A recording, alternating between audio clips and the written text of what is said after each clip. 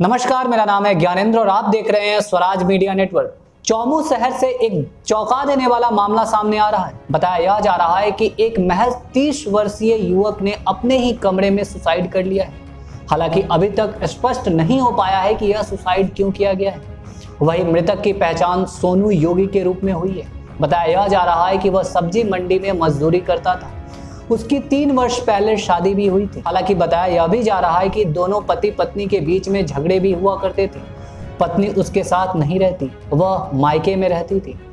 हालांकि आसपास के लोगों ने यह भी बताया है कि उसने सुसाइड पत्नी से तंग आकर की है। आसपास के लोगों ने यह भी आरोप लगाया है कि आए दिन पत्नी उसे प्रताड़ित करती थी, आए दिन उससे झगड़ती रहती थी। चाहे वो फोन पर, कभी कभी तो वहां आकर वह उसे मारती और पीटती भी थी।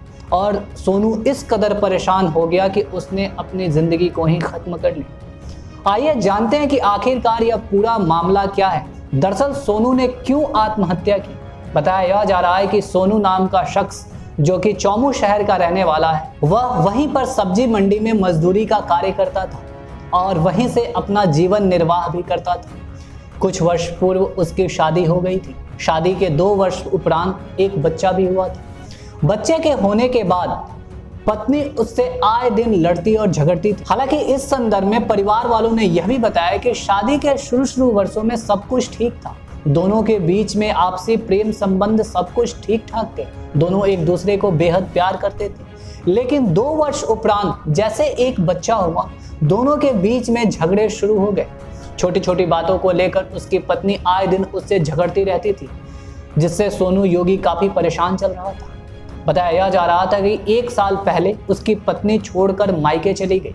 वह इससे भी काफी परेशान था। वह आए दिन अपनी पत्नी से विनती करता था कि उसके बेटे को यहाँ दे जाए, लेकिन वह बेटे को लेकर अपने मायके चली गई थी। बताया जा रहा है कि सोनू योगी अपने बेटे के लिए तरसता था और रात भर रोता रहता था, लेकिन उसकी पत्नी उसके बेटे को वहां नहीं लाने देती थी। परिवार वालों ने यह भी बताया कि जब सोनू सब्जी मंडी से वापस घर आया तो उसने खाना खाया और देर रात वो अपने कमरे में सोने चला गया। सुबह जब परिवार वालों की नींद खुली तो जैसे कमरा खटखटाया, कमरा अंदर से बंद था। जैसे अंदर दाखिल हुए, सबकी आंखें खुली की खुली रह गईं। उन्होंने देखा कि फंदे से सोनू का शव लटका हुआ है। फिर उन्होंने पुलिस को भी सूचना दी। फिर मौके पर पुलिस बल की टीम भी पहुंची, शव का शिनाख्त किया, उसके बाद पोस्टमार्टम के लिए भेज भी दिया। हालांकि बताया जा रहा है कि पोस्टमार्टम करने के उपरांत परिवार वालों को शव को सौंप भी दिया गया है। लेकिन इस घटना से तो एक बात जाहिर होती है, सोनू इस कदर परेशान हो गया था कि यह अवसाद उसके दिमाग को अंदर ही अंदर खाई जा रही थी और उससे तंग आकर उसने आत्महत्या कर ली। ऐसे ही हमारे देश में आत्महत्या जैसे केसेस आए दिन बढ़ते ही जा रहे हैं।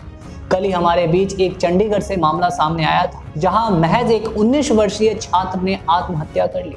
उसे भी कई दिनों से प्रताड़ित किया जा रहा था। इन चीजों से तो एक बात जाहिर होती है, कभी भी आपको किसी भी प्रकार का अवसाद हो, अपने नजदीकी मित्रों या अपने परिवार वालों से जरूर साझा करें। इससे मस्तिष्क का तनाव कम होता है और अवसाद जैसी परिस्थितियां जो दिमाग में उत्पन्न होती हैं वो कम होती हैं और आत्महत्या जैसे विचार कम आते हैं। इस वीडियो के संदर्भ में हमारे व्यूअर्स के क्या राय है, हमें कमेंट बॉक्स के माध्यम से जरूर बताएं। इस वीडियो को ज्यादा से ज्यादा लाइक करें, शेयर करें और हमारे चैनल स्वराज मीडिया नेटवर्क को सब्सक्राइब करना ना भूलें। डेली अपडेट्स के लिए हमारे इंस्टाग्राम और फेसबुक पेज को भी फॉलो करें।